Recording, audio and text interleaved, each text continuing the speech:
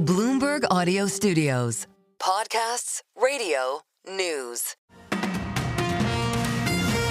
Good morning, I'm Nathan Hager. And I'm Karen Moscow. Here are the stories we're following today. Karen, we begin with a possible easing of tensions between the U.S. and China. President Trump says a new trade deal with China is possible weeks after he imposed tariffs on the country's imports. Speaking to reporters on Air Force One, the president praised China's Xi Jinping. It's possible. Well, we did a great trade deal with China. We did it great for the farmers, great for manufacturers.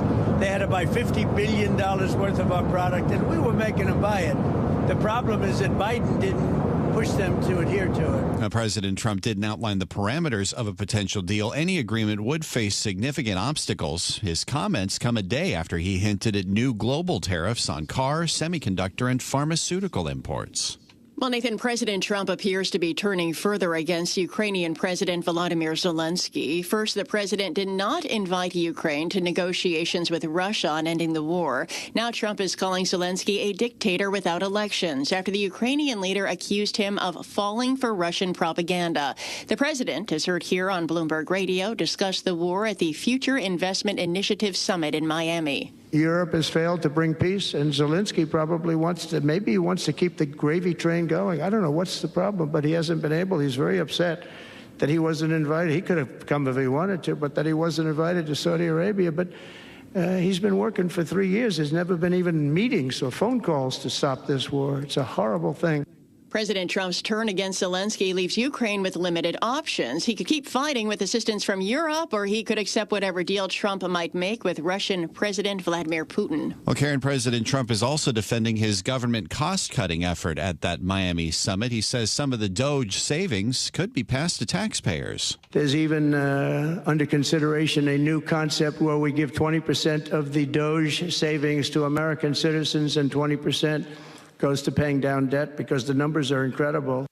President Trump's DOGE team has claimed $55 billion in savings so far. Its website only accounts for about $8.6 billion. A 20% dividend on that total would amount to about $11 per taxpayer.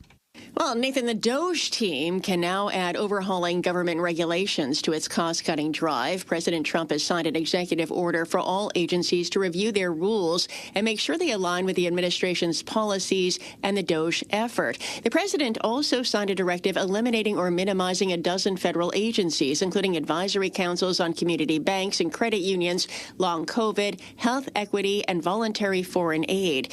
And he signed an executive action aimed at ensuring taxpayer money does not support undocumented migrants or encourage illegal immigration. Looking at geopolitics now, Karen, Secretary of State Marco Rubio is skipping the Group of 20 foreign ministers meeting in Johannesburg. The move comes after Rubio criticized host South Africa's policies as anti-American. We get more from Bloomberg's Anthony Squazin in Johannesburg. I think it's a huge blow. The G20 is a gathering of the world's biggest economies, and the U.S. is the biggest economy. So it does mean that whatever is achieved, if it's without the U.S., will be less meaningful. It puts South Africa in a difficult position. Bloomberg's Anthony Squazin also reports that Treasury Secretary Scott Bessent is not going to be traveling to the Group of 20 finance ministers meeting in South Africa next week. Speaking of the Treasury Secretary, we invite you to join us at 7 a.m. Wall Street time when Scott Bessent speaks live with Bloomberg Surveillance. You can catch that conversation here on Bloomberg Radio and on the Bloomberg Podcast's YouTube page. Well, Nathan, it's now headed to the courts. Moments after the Trump administration said it plans to block New York City's congestion pricing program, the MTA filed a lawsuit in federal court. Here's New York Governor Kathy Hochul in remarks carried live here on Bloomberg. We're in fight mode. Within seconds of us getting this notification, our MTA was prepared. We knew this could come. Filed a lawsuit within minutes. I'm very confident we'll be successful. And I also want to say the cameras are staying on. And Governor Kathy Hochul says the toll program will continue while the lawsuit plays out. The congestion pricing plan charges a $9 toll on most vehicles entering Manhattan neighborhoods south of Central Park. Well, congestion tolling is not the only thing remaining uncertain this morning in New York, Karen. So is Mayor Eric Adams' political future. U.S. District Judge Dale Ho has yet to rule on the Justice Department's fight to end Adams' corruption case. The judge heard arguments from Adams' lawyer and a DOJ official to determine whether to sign off on the dismissal. The move's been met with opposition from Adams' political opponents and other groups. Adams was indicted in September on charges of bribery, fraud, soliciting illegal foreign campaign contributions. New York Governor Kathy Hochul has stated she's going to see what the judge decides before she makes any decisions on removing Adams from office. We turn to the markets now, Nathan, and stocks once again begin the day in record territory. However, the 4.5% rally in the S&P 500 this year may not last long. That's according to strategists at Citigroup. The firm sees more near intermediate term downside risk rather than potential for an advance from Trump's policy effects. They believe investors are not yet pricing in policy disruptions to fundamentals. And this morning, Karen, we get earnings from the nation's largest retailer and biggest private sector employer. Bloomberg's Tom Busby has more. Walmart expected to report strong sales during the holiday quarter as consumer spending rose by more than expected in December. Key for investors, though, its full-year projections for sales and profit in light of President Trump's tariffs and the threats of even more levies on imports. Also, interest rates that will likely remain around 7% for some time. Bloomberg consensus calls for revenue of $180.21 billion, earnings per share of 65 cents. Tom Busby, Bloomberg Radio. All right, Tom, thank you. Well, another stock we're watching this morning is Palantir. Those shares, they're down 1.4% right now. The drop follows a report that Defense Secretary Pete Hegseth plans to slash military spending. Palantir, which has seen its stock soar by almost 50% this year, is a major U.S. defense contractor. Time now for a look at some of the other stories making news in New York and around the world. And for that, we're joined by Bloomberg's John Tucker. John, good morning. And good morning, Karen. Hamas handed to the Red Cross the remains of 4 Israelis it had taken hostage in October of 2023. The remains are of a young mother, her 2 small children, ages 4 and 9 months, and a man in his 80s. This return comes as the shaky Gaza truce stumbles ahead. The bodies are the first to be delivered through negotiations since the war started. President Trump may be edging closer to being able to fire Federal Reserve Chairman Jerome Powell. Let's get that story this morning from Bloomberg's Gina Cervetti. Bloomberg Intelligence says the Federal Reserve Act requires cause for the president to oust Jerome Powell as a Federal Reserve Board member. But there's a good chance that the for-cause removal restriction will be held unconstitutional for intruding on the president's executive authority. The statute says board members shall serve 14-year terms unless removed before that for cause by the U.S. president. The Bloomberg analysis goes on to say for cause in this context is generally thought to mean inefficiency, neglect, or malfeasance. The statute, however, articulates no such restriction for chairs or vice chairs of the Fed board. Gina Cervetti, Bloomberg Radio. Delta Airlines is offering $30,000 to every passenger aboard that regional jet that came to rest upside down after a crash landing at Toronto Airport earlier this week.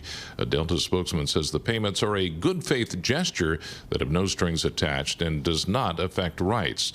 2 people are dead after 2 small planes hit in midair north of Tucson, Arizona yesterday. Little appears to remain of one of the aircraft, except burned wreckage on the desert floor. One of the planes was able to land. The NTSB and FAA are on their way to the scene to investigate. And the Vatican says this morning Pope Francis is continuing his recovery from pneumonia, eating breakfast in bed after a 6th night in the hospital. New blood tests showed a slight improvement and some inflammation for the 88-year-old pontiff. Global news 24 hours a day and whenever you want it with Bloomberg News Now. I'm John Tucker. This is Bloomberg. Karen. All right, John, thank you. Time now for the Bloomberg Sports Update, brought to you by Tri-State Audi. Here's John Stashower. John, good morning. Good morning, Karen. Another win for the Red Storm of St. John's. This one, no surprise, at DePaul. 41 points in each half, an 82-58 victory. Kadari Richmond, 17 points, 9 rebounds, 5 assists. As St. John's goes to 14-2 in the Big East. Big game Sunday with UConn at the Garden, where tonight it's the Knicks and the Chicago Bulls, who are actually 2-0 against the Knicks this season. NBA returned with a game last night. It was a makeup in L.A. from a postponement due to the the Fires. And an upset, Charlotte beat the Lakers, and LeBron James did play despite that injured ankle, but Luka Doncic struggled, shot 5 of 18, 1 of 9 on three-pointers, had 6 turnovers. Hockey tonight in Boston, U.S. and Canada in the Four Nations face-off final. Remember what happened between the two teams just after the opening face-off last Saturday in Montreal. 3 fights in the first 9 seconds. The Rangers' J.T. Miller was in one of them. Have to set the tone if you let those guys come out. McDavid flying around to start the game, McKinnon flying around, that could become a contagious and infectious thing in that building. So I just think that, last game was such a unique start because we knew we have to set the tone in a game and have our presence in the game. It's different this time around, but in the sense of intensity, that won't change. Sounds like the Tkachuk brothers will both play despite injuries. The U.S. without defenseman Charlie McAvoy, the Long Island native, hurt his shoulder and then developed an infection, and his NHL team, the Bruins, said to be unhappy with the treatment he got. At Yankee camp, starting pitcher Clark Schmidt dealing with back pain. They may need Marcus Stroman after all, at least to start the season. They played soccer last night in Kansas City in below zero temperatures. Inter Miami tops Sporting KC in a Champions Cup game 1-0. Lionel Messi scored the goal. They postponed the game Tuesday due to snow. A night later, they set a record, the coldest ever MLS game. John Stashauer, Bloomberg Sports, Canada, Nathan.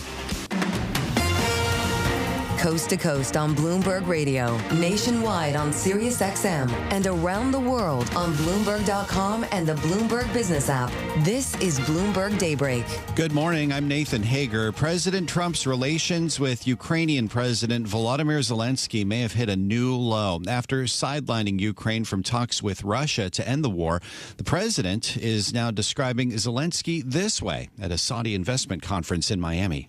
A dictator without elections. Zelensky better move fast, or he's not going to have a country left. Got to move fast, because that war is going in the wrong direction. In the meantime, we're successfully negotiating an end to the war with Russia. President Trump spoke at the Future Investment Initiative Summit, as heard here on Bloomberg Radio. For more, we are joined by Jennifer Lawless, professor and politics chair at the University of Virginia. Jennifer, it's great to have you back with us on Bloomberg Daybreak. I wonder what you make of this rhetorical shift from the president when it comes to Ukraine's leader, what it means for the war in Ukraine. Good morning. Good morning. Well, I think that Donald Trump caught a lot of people by surprise with those remarks, not only because he's been negotiating an end to the war with Russia and has not involved Ukraine at all in these negotiations, but also because of the way he's characterized Zelensky as a dictator and stated that Ukraine started the war in the first place, which is obviously not true. It's very difficult for Republicans to back up this kind of logic. It's one thing for them to say that they no longer support aid to Ukraine. It's another to embrace an alternative reality, and he's putting them in a tricky position. Aside from the potential reaction from Republican leaders in Washington, what's the political impact potentially for the president to take this stand when it comes to Ukraine with American voters? I'd say it's a difficult position with the voters as well for a couple of reasons. The first is that anybody who's been paying attention, and remember the initial footage coming out of Ukraine was incredibly compelling, and it demonstrated Russia just going in there and uprooting people. They're being asked to suspend reality. They're also being asked to embrace a U.S. foreign policy that puts the United States on the opposite side of its allies. And I think Mike Pence actually came out yesterday and summed it up quite well when he said that this just flies in the face of what the American people know happened and what they know is the right thing to do.